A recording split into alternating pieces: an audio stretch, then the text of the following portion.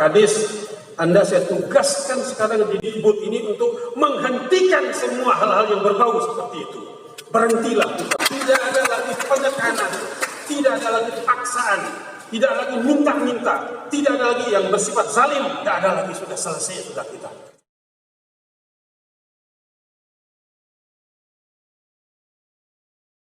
Baik, jadi menyikapi amanat beliau ya, saya sampaikan amanat karena memang pesan beliau syarat dengan kebijakan-kebijakan yang harus diimplementasikan di jajaran kami di Dinas Pendidikan dan Kebudayaan.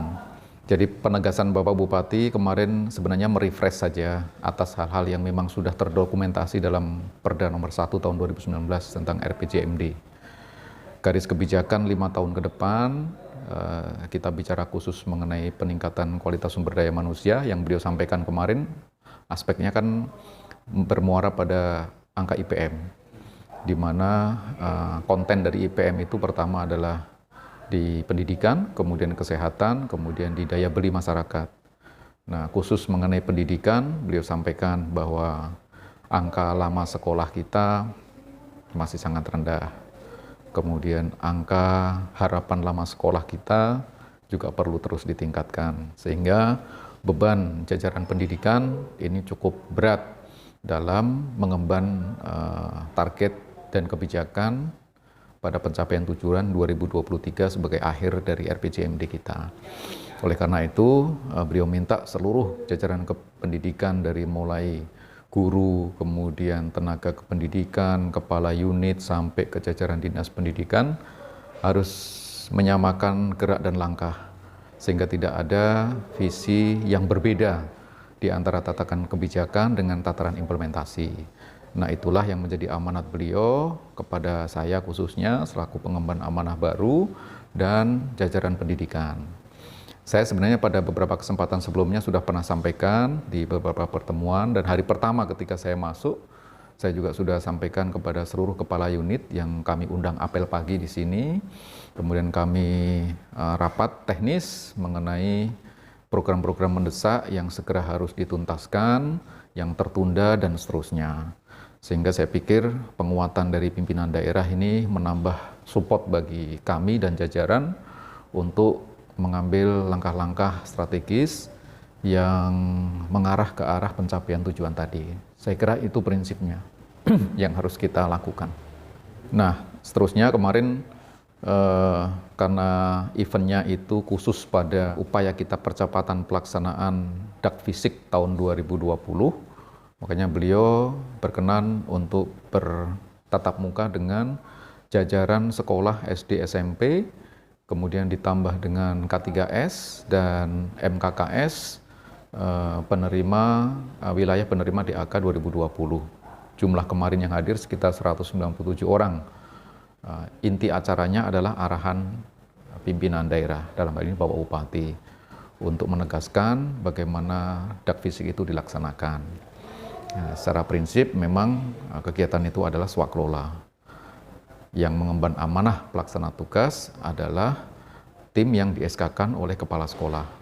Di sana ada kepala sekolah, kemudian guru yang ditunjuk, kemudian keterlibatan komite. Dan itu MOU sudah ditandatangani pada 2 April yang lalu. Sehingga ketika kami masuk, belum ada follow up terkait dengan apa yang kemudian segera dilakukan setelah MOU itu ditandatangani bersama. Kemudian kami identifikasi bahwa perangkat instrumen yang diperlukan di dalam pelaksanaan Dakfisik ini semuanya sudah selesai. Di sana ada SK Bupati penerima Dak, kemudian juga ada kelengkapan gambar, kemudian RAB, kemudian RKS, dan seluruh dokumen pendukungnya termasuk pernyataan kesanggupan kepala sekolah untuk menyelesaikan kegiatan itu. Cuma memang pada waktu kami masuk, itu ternyata sekolah yang menerima itu belum bisa mengakses dana Dakfisik yang sesungguhnya sudah berada di rekening pemerintah daerah sejak awal tahun 2020. Oleh karena itu, segera kami tindak lanjuti bahwa sekolah harus membuka rekening. Hari itu juga saya kumpulkan seluruh penerima SD dan SMP itu untuk membuka rekening di fasilitasi BRI di sini. Satu hari Senin waktu itu, semuanya sudah selesai.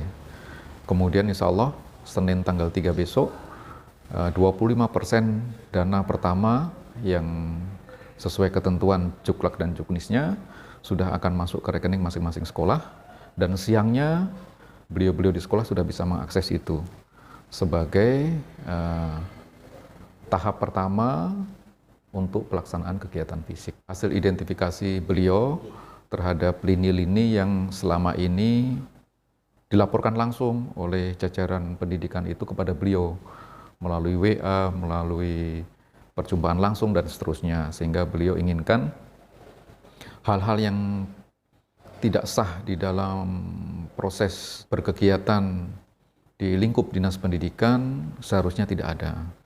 Nah, sehingga saya selaku pimpinan OPD lingkup dinas pendidikan, target saya hanya mengembalikan sesuai dengan porsinya. Kalau ada hal-hal yang kemudian ganjil, ya akan kami kembalikan kepada porsinya untuk bisa mengikuti sesuai dengan prosedur yang ada.